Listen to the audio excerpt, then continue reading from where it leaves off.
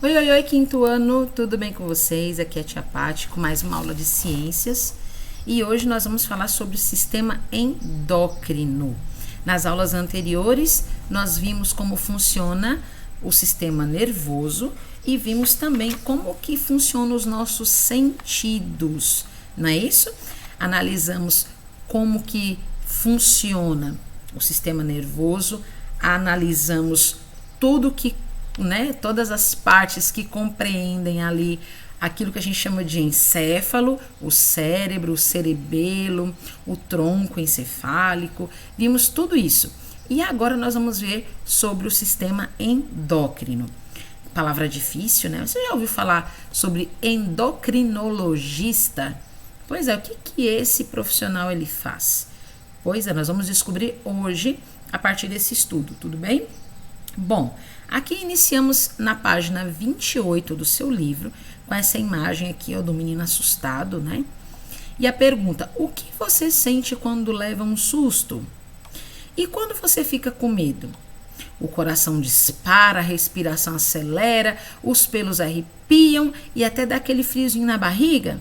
O nosso corpo mostra de muitas maneiras os nossos sentimentos e as nossas emoções. E essas sensações são controladas pelo sistema endócrino, que, com o sistema nervoso, atua para controlar o funcionamento do organismo. Tá vendo? Estamos lendo aqui o textinho da página 28, tá bom? Então, o sistema endócrino, ele é formado por glândulas, e a gente chama essas glândulas de glândulas endócrinas. Essas glândulas são órgãos que produzem substâncias químicas que são colocadas na nossa corrente sanguínea e a gente chama de hormônios, tá certo? O que são os hormônios? Olha aqui embaixo, ó. Os hormônios, eles são substâncias que são levadas pelo sangue até as regiões onde vão ser atuantes. Por exemplo, para regular então essa produção de hormônios, para regular a quantidade dessas substâncias no sangue, para controlar o crescimento do ser humano, para controlar o medo e o nervosismo, tudo isso o sistema nervoso central ele entra em ação para ajudar essas glândulas na secretação do hormônio na corrente sanguínea. Por exemplo, nessa imagem aqui, você está vendo aí uma mulher, né, saltando de paraquedas, né? Quando você salta de paraquedas, você já imaginou o nervosismo que a pessoa sente e a quantidade de adrenalina, que é um tipo de hormônio que é colocado na nossa corrente sanguínea para a gente suportar esse estresse alto que a gente vai passar? Pois é. Então, o hormônio ele é transportado pelo sangue para todas as regiões do nosso corpo para regular esses momentos de estresse, de medo, de nervosismo, de pânico, né? Então a adrenalina é um dos hormônios utilizados, né? Nesse momento de extremo estresse que a gente passa, ele é produzido nas glândulas suprarrenais. E a gente já viu isso lá quando a gente estudou o sistema excretor, porque a gente viu, né? Dois chapéuzinhos, vamos colocar assim, né? Dois chapéuzinhos que ficavam em cima dos rins, por isso que ela chama suprarrenais, ela fica em cima dos rins. Então, elas são secretadas na corrente sanguínea mediante um alto nível de estresse que o nosso corpo está sentindo. Então, o nosso sistema nervoso, ele manda esse comando para essa glândula suprarrenal que vai produzir o hormônio da adrenalina que vai ser lançado na nossa corrente sanguínea e levada para todas as partes do nosso corpo para que a gente suporte um grande período de estresse que a gente está vivendo naquele momento. Ufa, que coisa, não? Deu para a gente entender mais ou menos, né, como é que funciona. Mas vamos conhecer então algumas glândulas, né? Vamos ver aqui só alguma das principais glândulas que a gente tem no nosso corpo, aqui na página 29, tá bom? Você consegue ver aqui? Então são algumas, não vamos ver todas, mas vamos ver algumas, tá bom?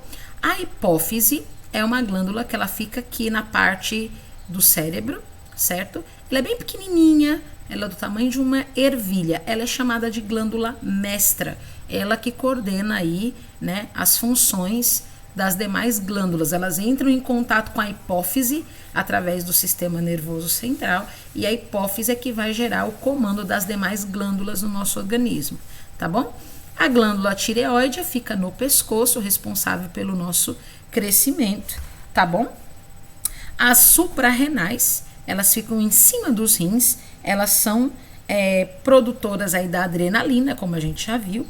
A gente tem aqui o pâncreas, né, que produz a insulina, e também o glucagon, que são os controladores do açúcar no nosso sangue, né? Quando a gente tem muita glicose, muito açúcar no sangue, o pâncreas ele vai secretar a insulina para diminuir um pouco, né, esse açúcar.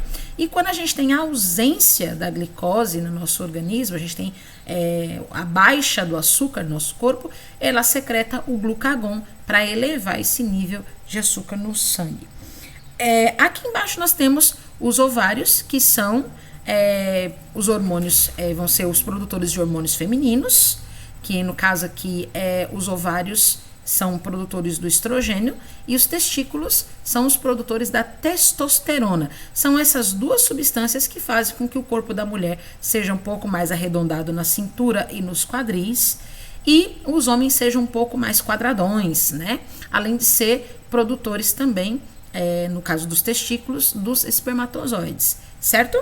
E aí você tem aqui um relato, ó, aqui embaixo, um relato básico do funcionamento, né, das funções desses hormônios no organismo. Para a gente finalizar a nossa aulinha de hoje, a gente vai aqui para a página 30.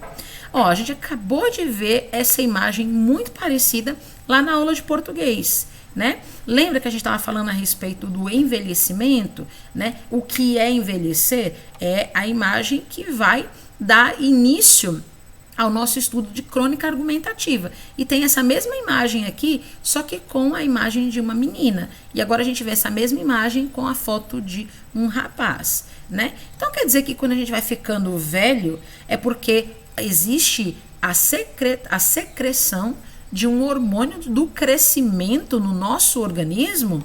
Sim. Então, existem hormônios que só atuam em células específicas do corpo e também de forma diferente no decorrer da vida. Esse é o caso dos hormônios de crescimento produzidos pela hipófise em conjunto ali com a glândula tireoide, certo? Então, se a gente envelhece, é justamente por conta das glândulas que estão secretando hormônios na nossa corrente sanguínea. Então, quando a gente é criança, os hormônios do crescimento agem em nossos ossos, fazendo com que cresçamos. E no fim da adolescência, o hormônio do crescimento diminui e os nossos ossos param de crescer. Se o hormônio do crescimento é secretado de forma exagerada durante a fase do crescimento, o problema é denominado de gigantismo, e o jovem pode atingir uma altura de 2,30 m a 2,75 m de altura. Caso ocorra a baixa produção desse hormônio, pode ocorrer o nanismo, que o indivíduo ele acaba apresentando uma estatura muito baixa na média da população.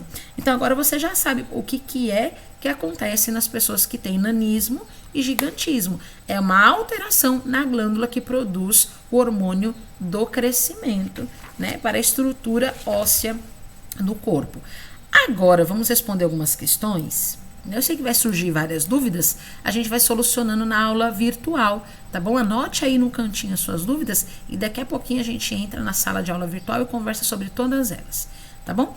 Aqui é muito simples, o exercício número 1, você vai preencher, né, as lacunas com as palavras, né, que compõem o sistema endócrino. Eu vou ajudar você já com isso, tá bom? Mas você pode colocar aqui de acordo com o que você acredita que é verdadeiro. Por exemplo, ó, o hormônio do crescimento, na letra C. O hormônio do crescimento é secretado pela glândula hipófise e quando em falta pode causar o nanismo, que a gente acabou de ver na imagem da página ao lado, né? E aqui você vai voltar aqui na sua página 29 para você preencher esses espaços aqui da mesma maneira que está lá na página 29. Você vai colocar aqui, ó, o nome das glândulas. Aqui vai ser hipófise, aqui vai ser a glândula tireoide, aqui as suprarrenais, aqui vai ser o pâncreas, aqui vai ser os testículos e aqui os ovários, ok? E aqui, na nossa última atividade de hoje, diz assim, ó. As glândulas endócrinas secretam diretamente no sangue hormônios que atuam em locais específicos do organismo. Qual a glândula é considerada a glândula mestra? Ó, eu falei disso lá no comecinho do vídeo. Volte aqui alguns minutinhos, você vai saber qual é a glândula e você vai justificar a sua resposta, tá bom? Depois que você descobrir qual que é a glândula mestra, você explica aqui como que ela funciona. Dica para você, tá lá na página 29, é o nome na listagem da primeira glândula, ela é a glândula mestra, tá bom? E aqui você vai procurar em revistas, jornais ou na internet 2 imagens que estejam relacionadas ao hormônio da adrenalina. Você pode recortar e colar nos espaços aqui ou então fazer desenhos, não tem problema. Você pode fazer desenhos e fazer aqui depois embaixo uma legenda para elas. Você pode colocar imagens de pessoas saltando de paraquedas, passando por um nervosismo, por exemplo, ao ser atacado por um cachorro, por um assaltante. Você pode colocar a imagem de uma pessoa sofrendo esse tipo de estresse ao ver um rato, coisas nesse sentido. Momentos em que você sente aquele medo, aquela palpitação, seu coração acelerando, pois nesse momento o hormônio da adrenalina está sendo secretado na sua corrente sanguínea. Então você vai registrar 2 momentos em que ela pode ocorrer. E aí a gente encerra a nossa aulinha de hoje. Tá bom? Então até daqui a pouquinho na sala de aula virtual, onde eu vou solucionar as suas dúvidas. Anote elas aí no cantinho. Dúvidas sempre são bem-vindas, tá bom? Então, bons estudos para você e até daqui a pouquinho. Tchau, tchau!